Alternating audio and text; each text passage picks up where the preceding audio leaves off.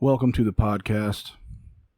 It might sound a little different. I'm in my garage instead of in my van. The van is surprisingly a really good, sound area. But I'm tired of cramming into the back of my van and figuring out how to hang the microphone. So who knows? The sound might be better in there. I don't know. There's my air conditioner going on. I have a fan on me. I think I'll be able to filter those out, but there you go. I haven't done a podcast in a while.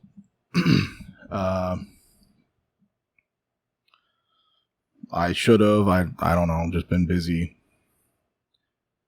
So what I thought I'd do today is I have a few things that I've thought about that I want to talk about. The biggest thing that I thought about the Trump assassination attempt was, why is everybody automatically talking about civil war?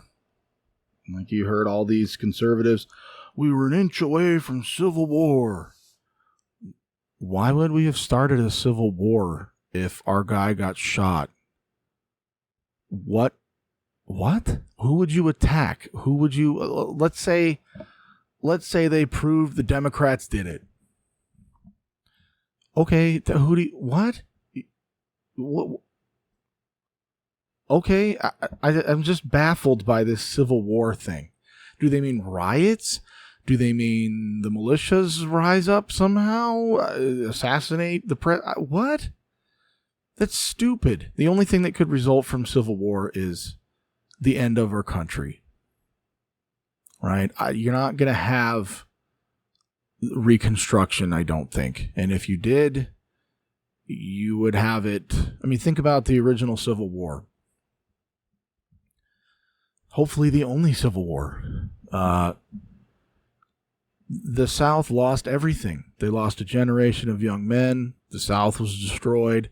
They didn't get anything that they wanted. The federal government became much more powerful than it had been before. And from their perspective, they lost everything. Now, they didn't really lose that much. They lost slavery, and they lost some of their powers. That's really it. But the people who waged that rebellion, or that, whatever you want to call it, revolution, they lost big time. I think if there was some stupid thing like that today, it would destroy the country.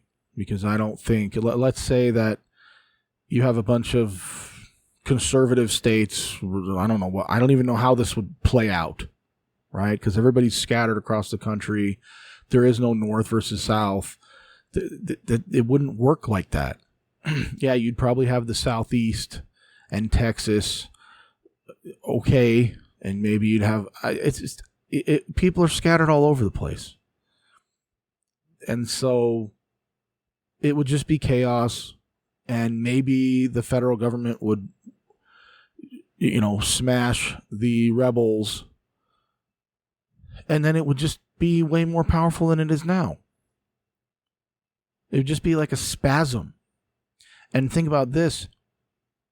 You would be actual, terrorists. You wouldn't have any leg to stand on because you solve those problems during an election.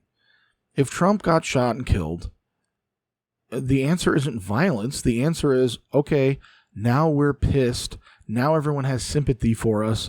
Now they can see how corrupt the other side is. Let's put DeSantis or whoever in there.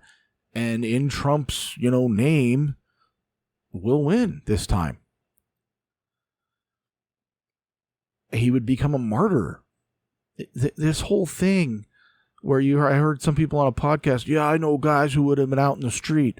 Out in the street doing what? Just shooting random people? Protesting, that's fine. I can totally see people out in the street protesting. Great. But doing violence? No. Because the problem is, once you start the violence, then everybody's not on your side. Right? All the Black Lives Matter thing. Once the violence started, nobody took it seriously anymore. If they were just protesting, okay, maybe people would have taken some sympathy or shown sympathy for their cause. But once the violence starts, you better. The thing is, I was going to say you better win if you stage some kind of rebellion. I don't even know what you would be winning. The South had a very clear objective. We don't want to be in the Union anymore, and we voted to get out. You know, I know there's a lot of arguments around the Civil War. I kind of have some sympathy for their side, but I also have sympathy for the Union side, and it's complicated. But what would be our side's argument? You killed our guy, and we're just going to get mad about it. And what are you going to do? Like the whole January 6th thing, the protest was fine. The riot was just stupid. What were they hoping to accomplish? It was just a spasm. Some of the super radical ones, I guess, wanted to kill congressmen. I don't know what they thought they were going to do. You're not going to establish a new government.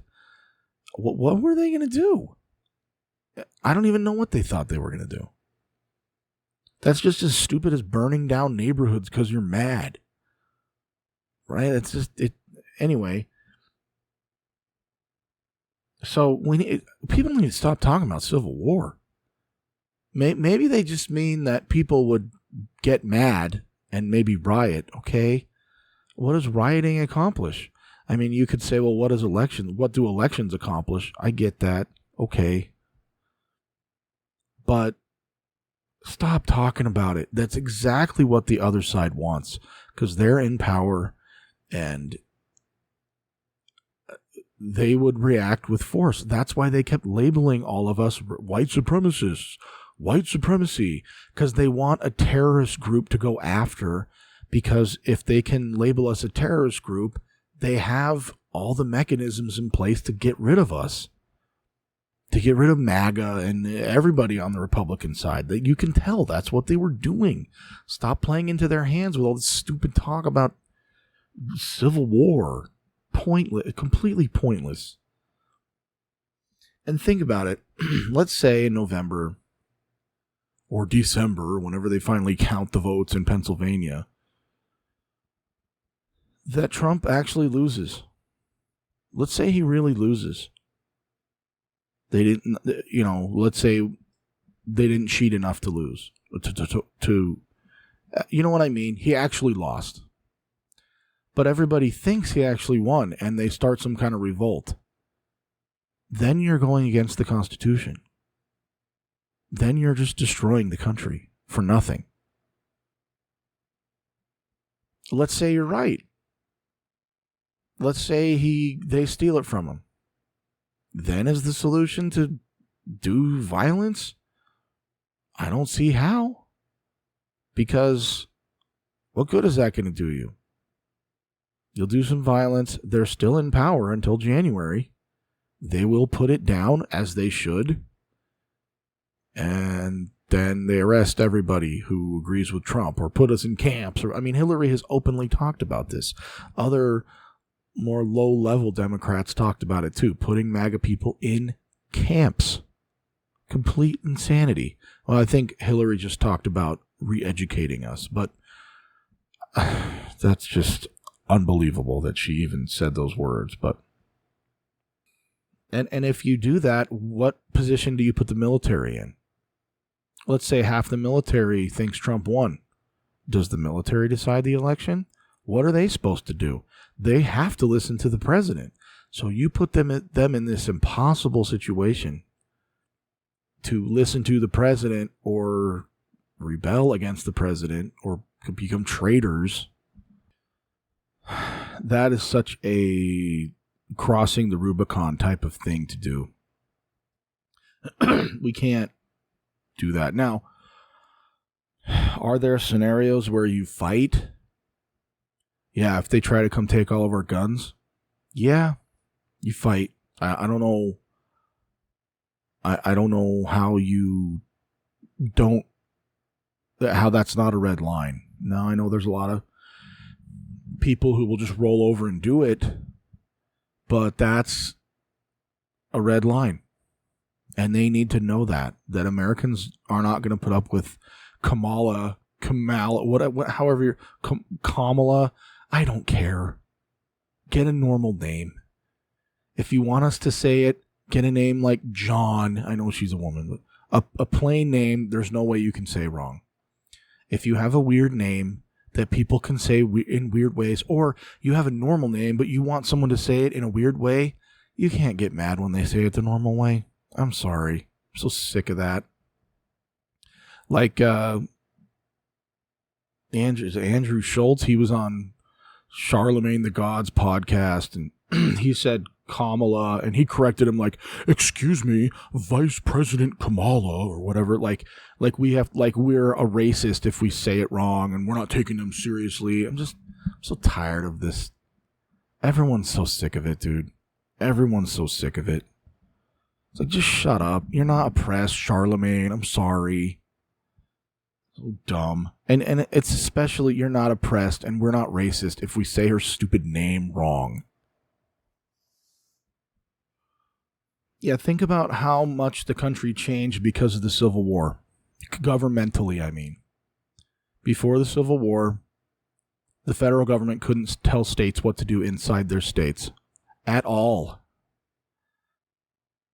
And the best example of that is they couldn't tell people that they couldn't have slavery in their state. If you can't tell a state they can't do slavery, yeah, you can't tell them anything. So it really was more like a confederacy than it is now. I mean, it was never a confederacy, mainly because it's permanent. A federation is a permanent structure. That's why there was such a fight over the Constitution. If the Constitution was just going to be a temporary document, then who cares what's in it? We'll just leave if something happens that we don't like. But the federal government, after the Civil War, was given a lot more power.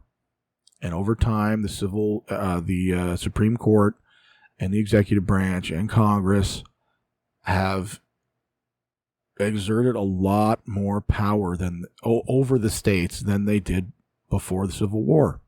That's one of the main changes of the Civil War. Maybe you've heard the whole before the Civil War, people referred to the United States as the plural, like the United States are going to do this. After the Civil War, they started referring to the United States as an it. The United States is going to do this. And so it became a thing. One state, like a state, instead of a collection of states. And remember, a state just means a defined area with a government over it, and that government is sovereign. There is no government over that government.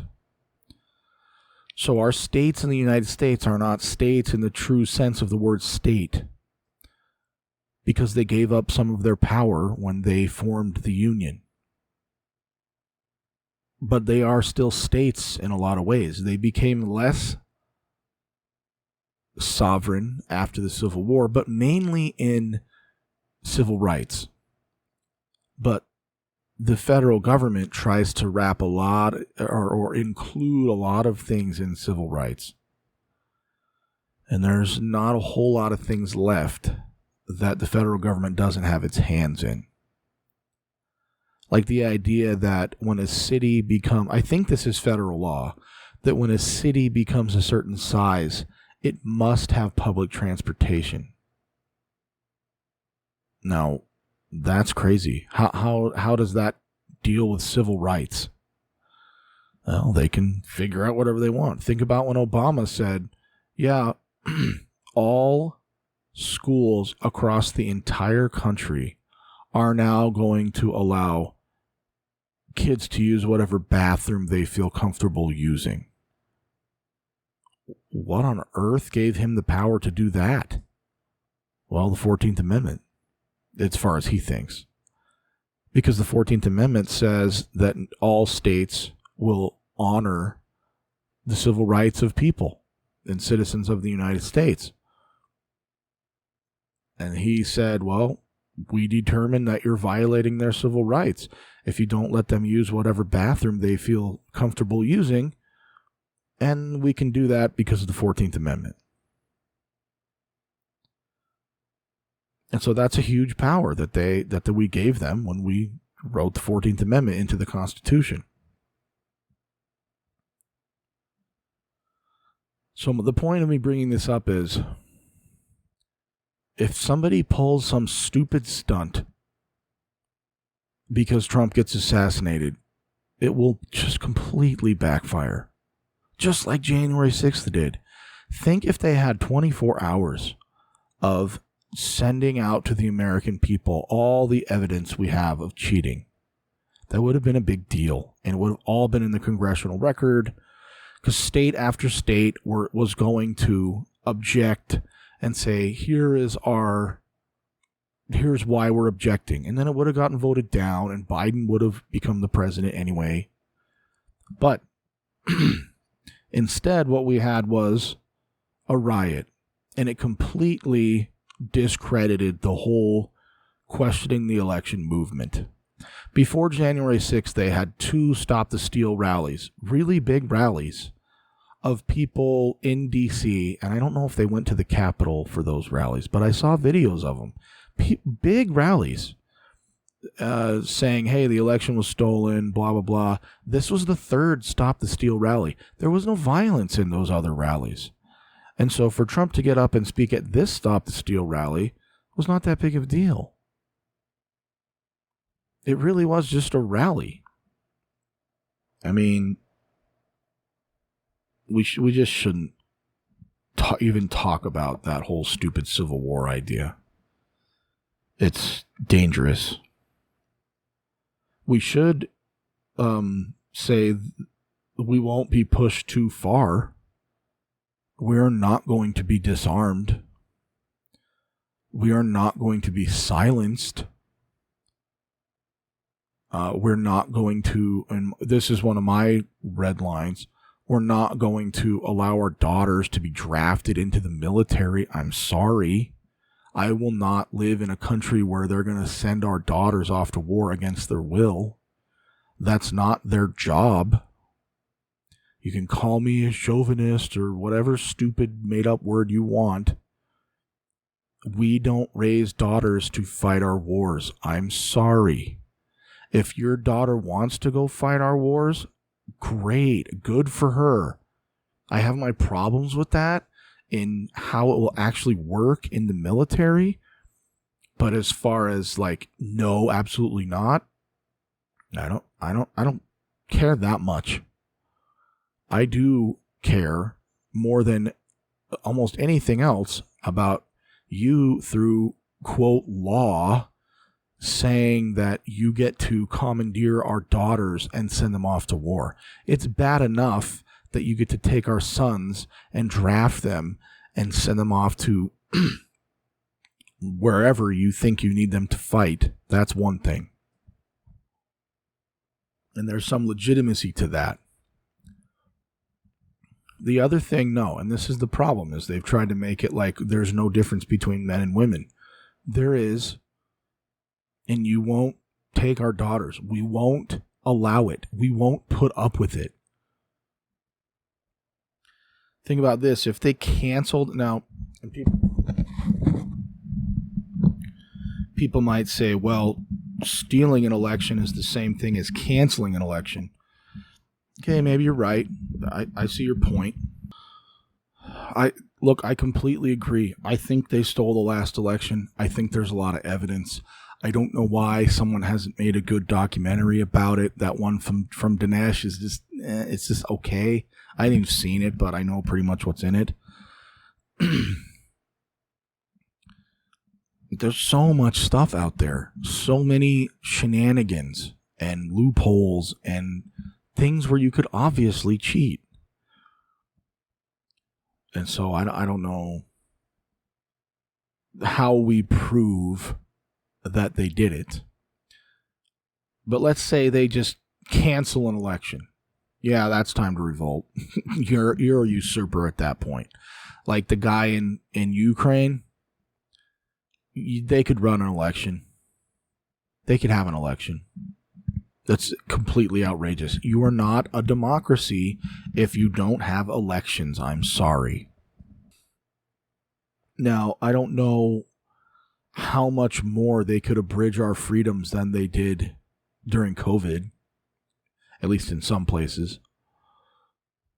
But that was mostly on a state basis.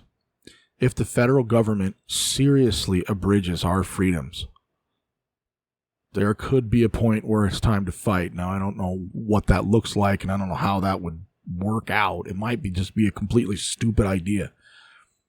But I'm just saying that could be legitimate.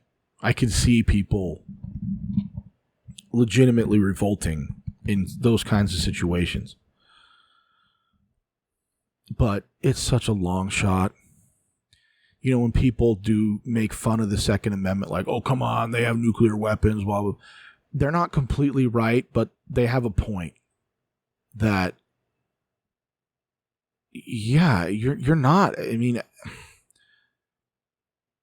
you could cause a huge mess, but the idea that you're actually going to win a revolution against the United States government and not just collapse it, that's what I think would end up happening in the end. You would just destroy the country, and then there would be no country, and then you'd have just, I don't know, chaos. That's what I think would happen, and that's why it's just the stupidest idea. People don't know enough about the revolution to know that we barely won it. And really the only reason we won it is because they were an ocean away, they fought us half-heartedly, and the French helped us. We should not have won that revolution. If Parliament and the King really wanted to put the screws to us and their generals, they would have won it. We had no chance if they really wanted to win. It's kind of like the American Civil War. The reason it dragged on so long is because our generals didn't just stamp out the Confederacy. They kind of just half-heartedly fought it. And it's only until you got Grant and Sherman who just decided, well, we're going to end this thing no matter the cost, that they ended it. Another thing I've been thinking about is the whole aliens thing. There's a new, you know, I don't know how much you guys are into this. I don't really like the topic, but there's so much about it, and it's so consequential that I've listened to, like, I don't know if you know Richard Dolan. I've listened to, like, all of his stuff. I think he's the best on this.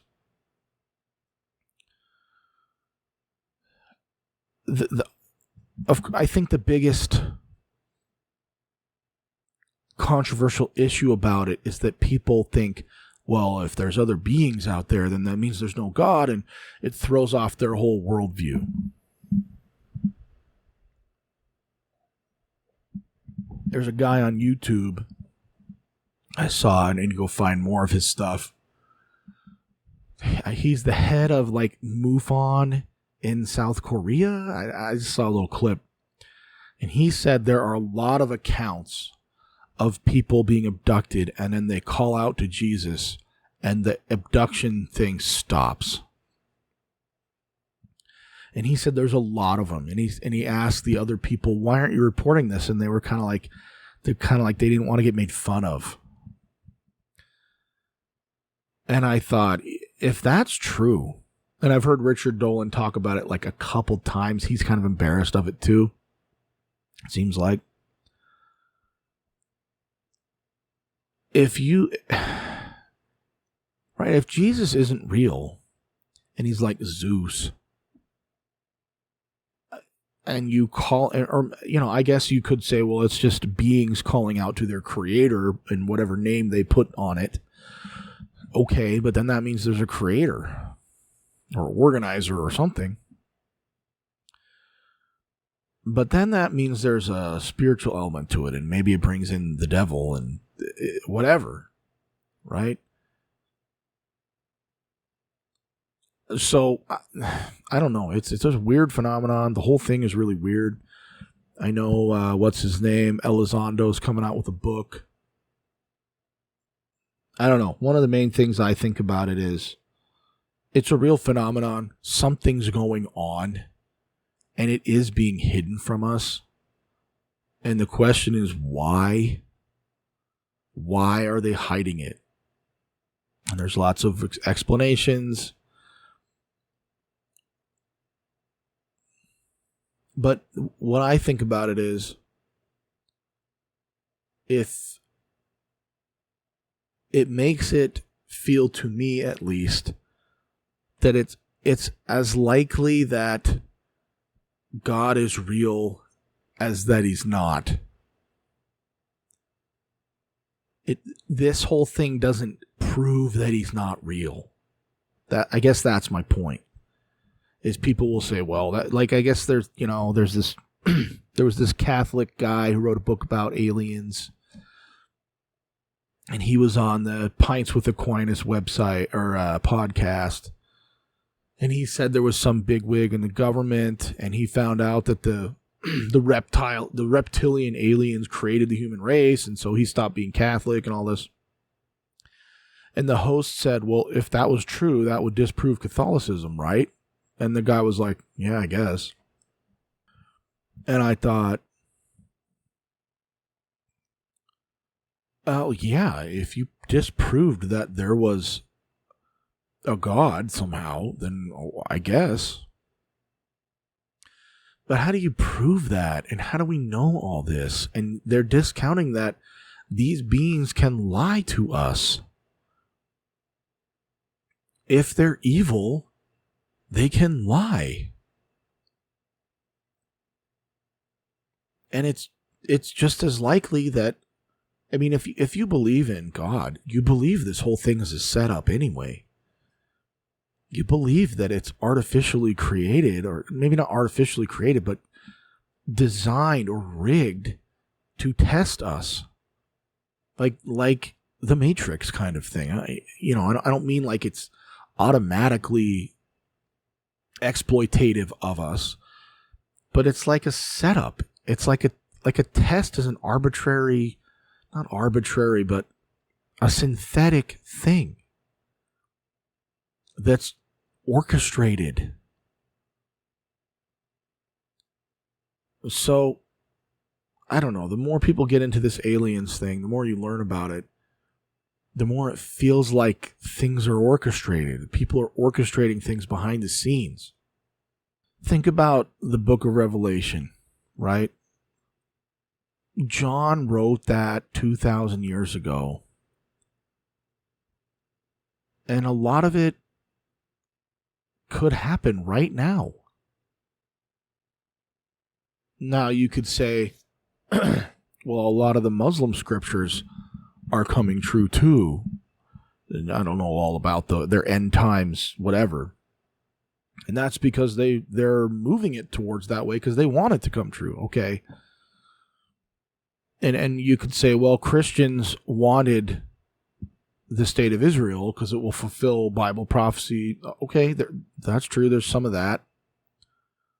But a lot of this, I mean, no one cared about Israel in the ancient world.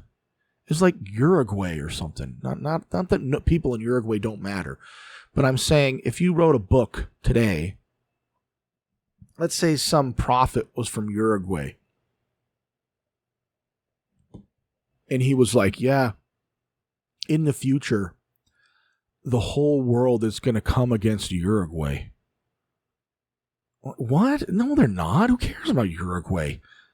That's what it was like saying everybody's going to come against Israel, because who cares about Israel back then?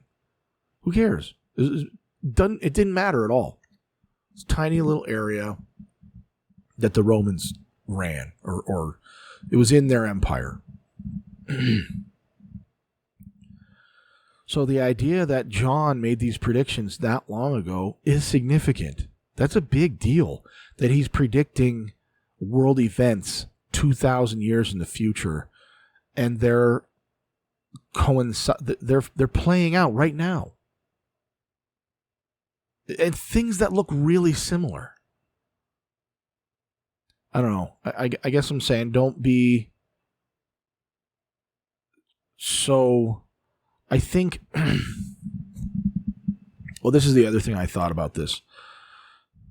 Yeah, I think God created the universe. I don't know. Did he create 100% of it?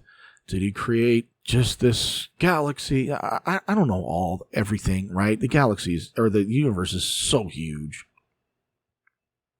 But the fact that other beings are out there doesn't mean he didn't create us. And he could have created them too. But just the fact that there's other beings out there, and that maybe we have to rearrange our concept of how everything works, doesn't mean that our religions aren't true. And it doesn't mean that Jesus isn't real. And I need to find more out about that that guy who said that when people cry out to God that they get delivered from the aliens. Because if all the gods are made up, why would the aliens care? And that means that either Jesus has power over them or that they're satanic. Which both are pretty good evidence of Jesus. And just keep in mind, and this is what Richard Dolan says. He says, there might be a sinister element to this. Some people want to think it's all kumbaya and they're all enlightened beings. But he's like, it's also a possibility that it's a sinister thing that's going on. And I think it's at least as likely as not, because it's so secretive and everything's covered up, that it's motivated by Satan, or at least influenced by Satan, or 100% him. My biggest fear going forward is this scares me more than maybe not World War III, but it scares me more than lots of things, is how do we know who won the election? How are we going to verify that? Because if Kamala wins, she wins. And if you want Trump to win, even if he doesn't win, then you're not for the Constitution. Now you might think, well, the country's so far gone and all this. Okay, that's true. But the Constitution is still our governing document. It's still the foundation of the country. And if you don't want to acknowledge that that constitutionally she just got elected,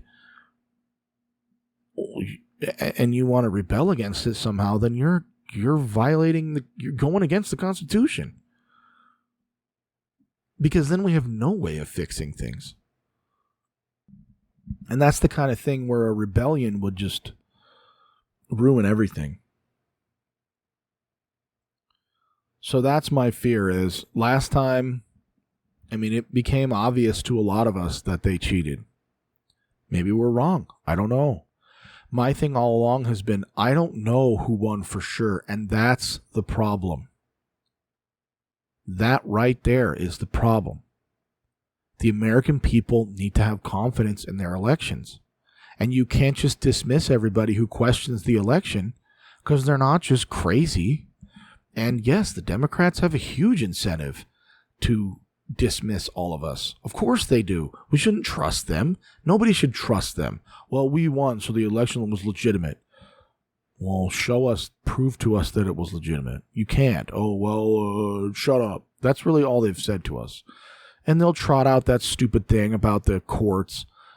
those courts didn't really investigate those cases. They just dismissed them because they didn't, well, I think a lot of them didn't want Trump, and a lot of them didn't want the courts deciding the election, and I understand that. But they didn't really flesh out all the evidence. There's some guy in Wisconsin. I've heard all this on War Room, right? This is another one of those ways where things feel orchestrated, right? You can get stuff on War Room, but War Room isn't on all the platforms. They got banned from YouTube. And no, they're on iTunes. And you can get their podcast easily. I guess that shows that YouTube isn't everything, but it's a lot. So I think the way to fix this is, first of all, Trump has to win in a landslide. So all of the stupid DeSantis people who are still like harping about, oh, I wish DeSantis. Well, he's not the nominee. Grow up. Have you people never seen a presidential election before? Everyone fights in the primary, and then everyone buries the hatchet, and we try to get our guy elected. Grow up. Your guy lost. Grow up and vote for the nominee. But he's a jerk and... Do you want Kamala? Well, they're both just as bad. You know they're not both just as bad. You know that. Look, just lie to people and say you voted for the third-party candidate and vote for Trump. Think about this. In 25 years, what's going to matter? That you self-righteously didn't vote for Trump because he cheated on his wife? Or that Kamala did more green initiatives that ruined the economy and let in 20 more million illegal immigrants and took our guns and whatever else crazy stuff she's going to do? Or that Trump got in and pushed the country in our direction. I remember Michael Medved saying that idea on the radio. He's like, you vote for the person who pushes the country in the direction that you want. And then when Trump came along, he just couldn't handle it. And I guess he's going to vote for Kamala. When he said, I want Hillary to win barely, that's the best outcome. That's when I stopped listening to him. I was like, you jumped a shark, buddy. You're not even following your own doctrine of you get the country, you vote for the person that will give you the most of what you want. Instead of throwing a tantrum and saying, the candidate's not perfect, he's mean. Okay, how will he govern? What will he do that will matter in 25 years? You know they're not exactly the same. Do you really think Trump would have sent people over to Ukraine and told them, don't negotiate, sacrifice 500,000 of your young men and ruin your country so that we can screw Russia? He would not have done that. He would have told them, look, dude, these two provinces in the east, they don't want to be in your country anymore. Just make a deal and be neutral. It would have been over if Trump was in. It might not have even started if Trump was in, but I'm not going to go that far. But I'm pretty sure that Trump could have made a deal with them. Because we know they were going to make a deal, and maybe it would have been disadvantageous to Ukraine, but it would have been better than what has happened. We've used them for empire. We promised them, oh, you'll win, when we know they can't win. That's been obvious since the beginning. The only way this is going to end is when Russia wants it to end. It's so outrageous what we've done. And yes, it's outrageous what Putin has done too. It's stupid. But Putin is... If you know that you're up against a bad guy, and you know that he's predictable, if you provoke the war, it's kind of your fault. We knew that pushing NATO would provoke him. And there's other stuff that, I guess we overthrew a government through the CIA and we did all this other stuff. But the main thing is pushing NATO. Look, we have to stop pushing our advantages in an unreasonable way. We should sometimes, yeah. But keep in mind, the Cold War is over. It's been over for a while now. We don't need to be at odds with Russia. It would be better to bring them into our orbit, which we were supposed to do after the Cold War. They were at our mercy. We could have been nice to them. Think about how nice we were to Germany and Japan after the war.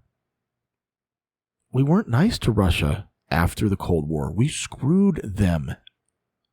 That was really stupid. The people running our country are bad people. Think about these issues. Immigration, more wars, the draft, a regular draft or a draft and a completely outrageous and unthinkable draft where they draft girls too. Changes in military policy, more woke crap that makes our military weaker because normal people don't want to enlist anymore. More trans stuff pushed on us, Canada style, taking your kids away because you don't agree that your daughter can turn into a boy. Taxes. All the companies going to Mexico and China. Corruption in the government. Stoking riots. Some of that stuff is going to happen more in the next 25 years. Some of that stuff happened in the last 25 years or 40 years. If you can think forward to 2025 and tell high school kids or college kids in 2025, yeah, I didn't like Trump, but I voted for him because I knew he would keep us out of wars. I knew he would stop illegal immigration. I knew he wouldn't institute a stupid draft. I knew he would reform the military. I knew he would keep at least the federal government, from pushing trans stuff in our embassies and in our schools and all over the world. I knew he would do better with taxes. I knew he would try to bring our countries back because Republicans and Democrats sent all the companies over to Mexico and China so they could swindle us or screw us and make a quick buck doing it. They hollowed out the American economy so they could make a quick buck. Think about it. They got rich. The guys on Wall Street got rich by screwing all the workers in America. Great guys. You knew Trump would try to cut down on corruption in the government, and you knew he wouldn't stoke riots. Or you can be self-righteous and not vote because Trump's mean, or you can vote for Kamala, or you can vote for Kennedy, or you can vote for some lame third-party candidate who has zero chance of winning to make yourself feel better, and so you can tell other people, well, I didn't vote for Trump, can't blame me. He was too mean of a guy. I'm so tired of this. Grow up. He's the candidate. It's him or her. That's it. Unless they tie and it goes to the House of Representatives, I don't think Kennedy can get that many votes. Maybe. You have to stop treating this like it's a student council election or American Idol or popularity contest. The future of the country is going to be affected by this election. And whoever you vote for is going to push the country in the direction that you want. You'll get some of what you want with Trump, and you'll get none of what you want with Kamala, and you'll get everything you don't want with her. Grow up. This is how our system works. Until you change it, this is how it works. You have to pick one of them. Voting for someone else is a tantrum. It might make you feel better. And like I said, you can just lie to people and say, no, I voted for this guy because Trump's such a jerk, and then just actually vote for Trump. It's a secret ballot. Please just do it. He will be better for the country. He's not perfect, but he's better than her, and he'll give us more of what we want than what she has given us. This is the best example. I have a couple examples. If you know who Rush Limbaugh is, if you're really conservative, you should know who Rush Limbaugh is. He loved Trump. And I guarantee you he would be pushing for Trump and voting for him this time. If you liked Rush Limbaugh, you can't, I don't understand how you can say, well, he's mean. Trump or Limbaugh didn't think he was too mean. Was Limbaugh wrong? Was Limbaugh bad at politics? I don't think so. Trump basically governed like Rush Limbaugh in office. When Trump got in, he basically governed like Rush Limbaugh would have governed. Well, Limbaugh wouldn't have said this and that. Okay, I'm talking governed, right? Some of you people sound like Bill Maher. He said this. He said that. Who cares? Again, grow up. It's about what they do. It's about what they do. Because in 25 years, in 50 years, when we're all dead, it's all that's going to matter is what he did. Think about Carter. He's such a lame president. And yeah, some of what happened to him was he was caught up by events that he couldn't control. Think if we had a better candidate. Our president. The country would have been better off, for sure. Think about Nixon. He was a really good president, actually. The stuff he got done changed the country, moved the Cold War in our direction. He helped the country. I know everybody, Watergate. Okay. Do you really think other presidents haven't done shady stuff like that behind the scenes? The media just wanted to get rid of that guy. Anyway, he moved the country in the right direction. That's all you can ask from a president. They're not your kid's grandpa. They're not a role model. I mean, think how badly Obama damaged the country. All of this woke crap started with him. He's a communist revolutionary. He's a revolutionary. He corrupted the government even more than it was. He goes after his political opponents. He uses the government as a weapon against his political opponents. Think about it. He said in an interview, oh, I would want to still be in control, just I want a puppet. Think if, like, a Republican said that. Think what an outrageous statement that was that he made. And everybody just, oh, he's so cool. He's not cool. He's a communist. He's a Marxist revolutionary. And all this stuff started with him. Remember when he got elected? And then 10 minutes later, everyone started freaking out about gay marriage?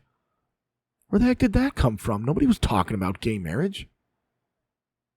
It's because he got the ball rolling on a lot of this stuff. I'm not pinning all this on gay marriage. It's kind of a minor issue. My point is, he changed the country behind the scenes in a lot of ways. And if McCain had won, it would have been different. And McCain was lame. And I didn't like McCain. But he was the nominee, and he would have been better. It's a choice between one or the other. And if you don't like those choices, then pay more attention and get involved during the primary.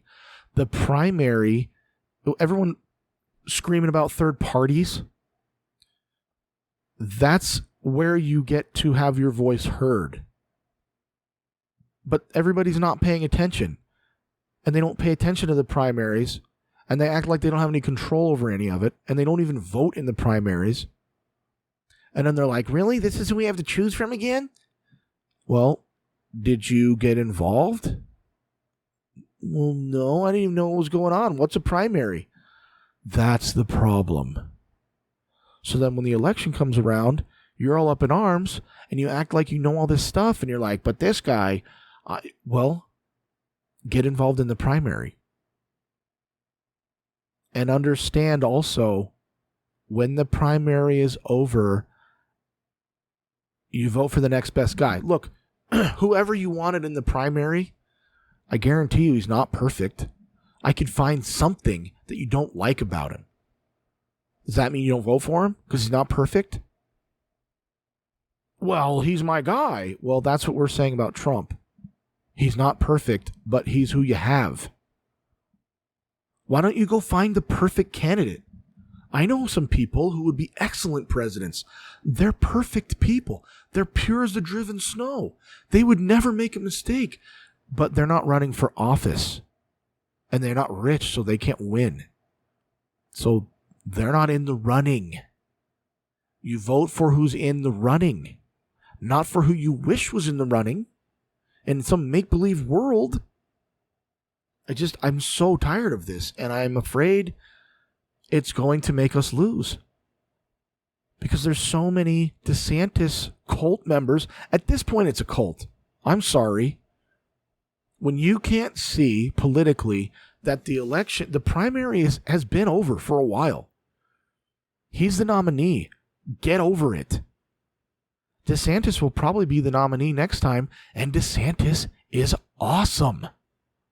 I love DeSantis, and I will be wholeheartedly behind him next time if he wins.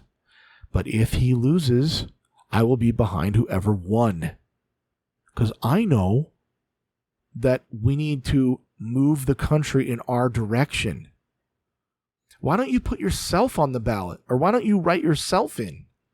You agree with yourself on everything. Why don't you do that? Well, because I don't stand a chance of winning. Yeah.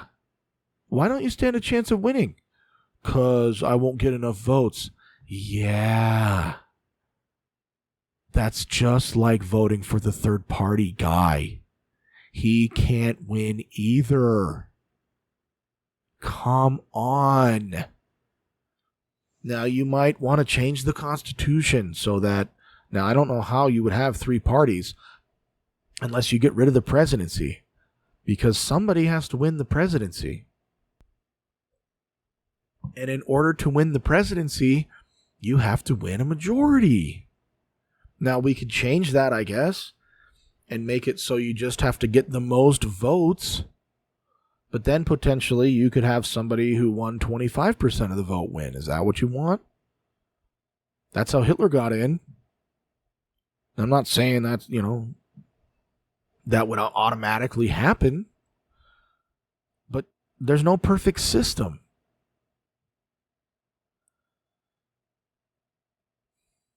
I'm so tired of the whole thing, of people acting like they're smarter than everyone else who's voting for Trump because we can't see Trump's flaws. Grow up. Look, I didn't want Trump. I wanted Rubio in 2016. Trump was a joke. He turned the primary into a circus. I was so pissed. And I thought, there's no way this clown could win. He's an idiot. What are we doing? And then a couple weeks after the nomination happened, I was like, all right, he's our guy. I didn't think he would win, but what else are you going to do? Grow up. It's how it works. And until you change the Constitution, that's how it's going to work. Here's why the third party thing is a pipe dream, at least, especially for the presidency. And let's be honest, you can't have a viable political party in the United States if you don't hold the presidency. Think about Ross Perot. He's the most successful third party candidate, I think, ever. Now, you have some of these elections where there was like 4 candidates. We're not talking about like 1860. Since 1900, by far the most successful candidate was Perot. He didn't win an electoral vote. He didn't even come close. He just spoiled it for Bush. Now, would Bush have been a better president than Clinton? Yes. Now, is he kind of a country club type who only cares about rich people? Yes. But was he Bill Clinton? No. The reason Perot couldn't win is because you have to win a majority in every in a state to win it. Oh, no. You don't have to win a majority in every state. You just have to win the most votes. And in the Electoral College, you have to win a majority of the votes. And if you don't win a majority of the electoral votes, it goes to the House of Representatives. And in the House, it's one state, one vote. It's written that way in the Constitution. I don't know all the reasons. I don't know why they didn't just say, then the House votes. But it's one state, one vote. So Wyoming gets one vote, and the delegation from California gets one vote. So all the congressmen and women from California would vote, and they would vote for the Democrat, and that would count as one vote. And then the person from Wyoming would vote for the Republican, and that would count as one vote. Or they might vote for the third party guy. They vote from the top 3 vote getters. But the way the states have set themselves up is it's winner take all. Now, there's lots of things you could do. You could do it by congressional district. That might be a better way to do it, actually, and change it so that we vote by congressional district. Then there'd be a huge fight in the states over congressional districts, but that's fine. Let the states fight it out. Anyway, my point with this is a third-party candidate can't be viable because he's not the leader of a party. Like, if Kennedy won, he'd be fine, but he wouldn't have the party with him. And you might say, well, that's what I want. Okay, maybe. That would be a kind of fundamental rethinking of American politics, and you might be saying, well, that's what we want. Okay. But you still run into this problem of you have to win a majority of the Electoral College. And that's a regular problem. Every election, that's a problem. And so, what do you know? Parties coalesce around one person. And when there's a third party that comes along, they include that party in their party so they can try to win. Look at the election in 1912. Taft was a lame, well, I don't know. Enough people in the Republican Party thought he was a lame president. He's a country club type. He wasn't progressive, and he had turned his back on the progressive Republicans. So they formed their own party thinking, oh, Teddy Roosevelt's so popular, and he was, but he wasn't the Republican nominee. So the Republicans would have easily won that election. But they lost it because they split their votes. Now, were Teddy Roosevelt and Taft that different? No. But they were enough different that the party had a fight, and they took it to the election stupidly and gave the election to Wilson, who was kind of not that great of a president. So, until we change how you elect the president, you can't have a third party. It doesn't work. Because do you think the Republicans were going to try that again? No, they weren't. They realized their mistake that time. And the People's Party in the 1870s, right? They got some senators and some people elected. They never came close to winning the presidential election. And the Democratic Party basically absorbed them. And I don't think that won them a presidential election. But anyway, that's its own thing. But the point is, the People's Party just got absorbed by one of the big parties because you have to try to win the presidency. You got to win Congress too, but that's not one election. The presidency is its own thing. It's a weird thing that doesn't really exist anywhere else in politics. So, just if you talk to people about this, just try to convince them, look, just vote for Trump in private. You know he's going to be better than Kamala. You know it. Just think 25 years on, what's going to matter that was different because he was in? Also, think about the Supreme Court. He put 3 judges on the Supreme Court. They got rid of Roe versus Wade.